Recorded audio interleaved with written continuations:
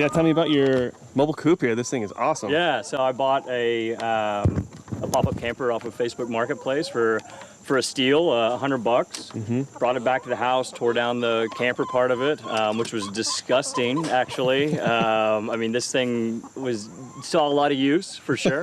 So it's nicer with the chickens living in there. Definitely. Smells better, looks better, yeah. So I tore that down, framed this out. I mean, it's kind of the classic mobile coop design. I've got the wire floor, some things to kind of make it my own. I haven't seen this a lot, but capturing the rainwater off the roof. It's really nice too, having one on either side, because then wherever it's set up, whatever angle, I don't have to mess around up with the tongue to lower it or raise it. I know that one of them is going to get filled, and then I'll just hook the hose that's gravity fed into a float valve for their water. That's right here. Yeah, I'll just hook the hose up to whichever one is filled for that point of time, or which one ever is going to fill. But yeah, I mean, the hen access doors.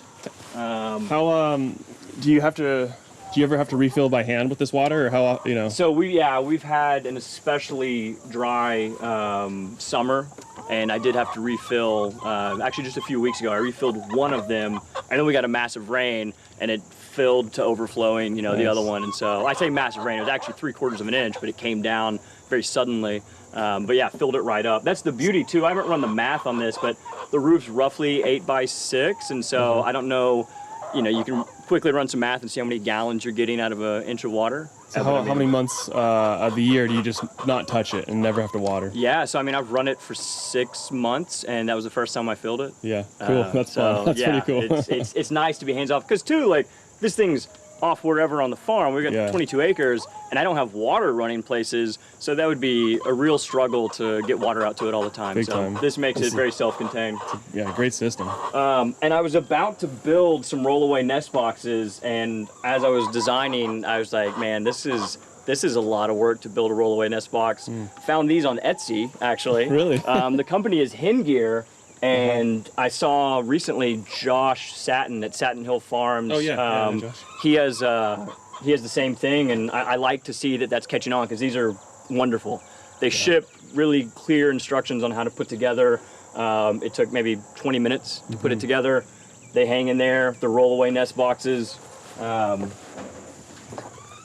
able to. Sometimes things don't roll away, and you got to reach in and grab, but.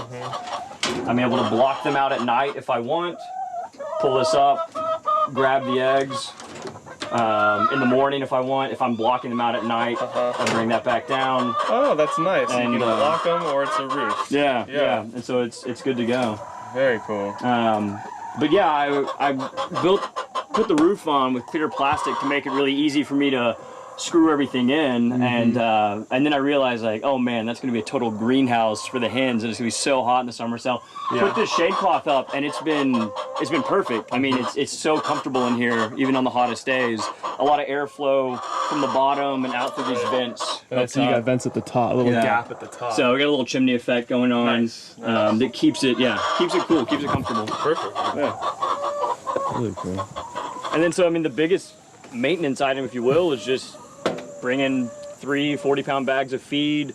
Right now, it's about every 16 to 20 days to refill the feed. And for how many chickens? Yeah. So right now in this batch, there are, I think, just shy of 40. Nice. We had an older hen expire on us recently.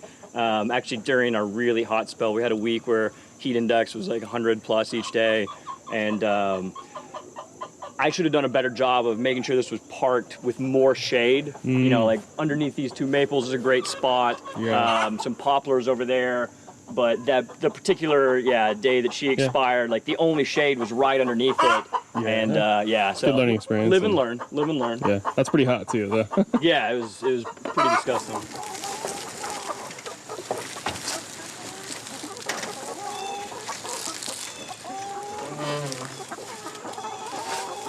So yeah, these, the top at least was my original Salatin pen.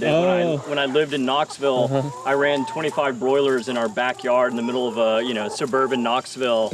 And it worked out really well. We processed those birds and put them in the freezer and ate on those. I mean, for close to a year. But it was, I really like the idea. I mean, chickens are such a great way to really start to boost the soil life, and to really improve the grass and the forage and everything.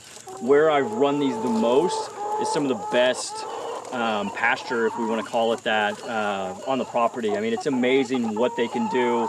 You know, bringing in nutrients in the form of their feed and them running it through their biological systems and then crapping it out.